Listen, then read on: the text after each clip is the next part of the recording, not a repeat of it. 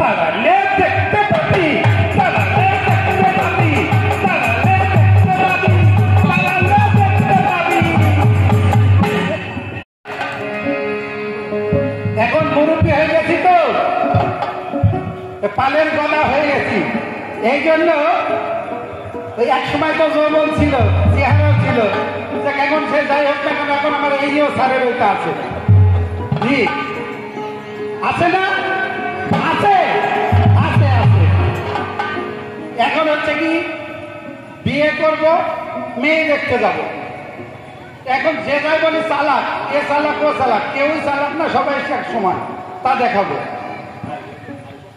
যখন মেয়ে দেখতে যাচ্ছি, মেয়ে দেখে এখন ওরা ছেলে দেখতে আসছে, যেহেতু বিয়ে করব, এখন মনে করেন আমি এইও স্যার, আমার সদরের এইও স্যার, হ্যাঁ স্যার স্যার একটু খেয়াল করেন, মনে করেন আমাকে এখন আমি সদরের এইও স্যার। তো এখন হচ্ছে ছেলে দেখতে এসছে, ছেলেরা দেখতে যখন এসছে লুঙ্গি পরে বসে আছে, লুঙ্গি পরে বসে আছে, আর দূরে থেকে দেখে মেয়ের পক্ষ হেভি পছন্দ করছে, এইরকম ছেলে। তো দেখে পছন্দ হয়ে গেছে, বলছে যে মেয়ে দেখতে আসো।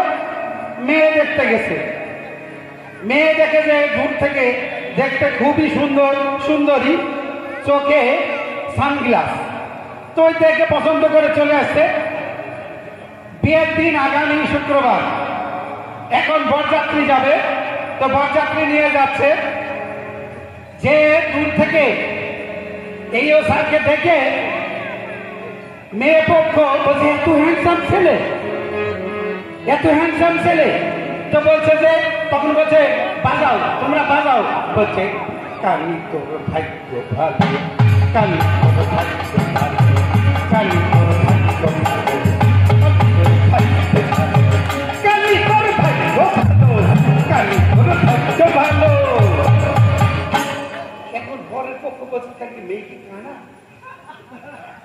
হ্যাঁ এত সুন্দর হলো মেয়ে দেখলাম, চশমা চোখে, তাহলে মেয়েকে কানা, ধুনি বুঝে ফেলেছে সামাদ ভাই আর সামাজুল ভাই, বুঝলেন, দুইজন বুঝে ফেলেছে। তো বলছে, ওরা বলছে কালি তোর ভাগ্য ভালো, কালি তোর ভাগ্য ভালো, কালি তোর ভাগ্য ভালো। এবার বরপক্ষ বলছে, স্যার একটু খেয়াল করেন, বরপক্ষ বলছে খেয়াল করেন, বরপক্ষ বলছে যে দাঁড়ালে দেখতে পাবি, দাঁড়ালে দেখতে পাবি, দাঁড়ালে দেখতে পাবি, দাঁড়ালে দেখতে পাবি। ধন্যবাদ। অর্ঘদীপ্ত বিশ্বাস বাবু, অর্ঘদীপ্ত বিশ্বাস বাবুকে মঞ্চে আসার জন্য বিশেষভাবে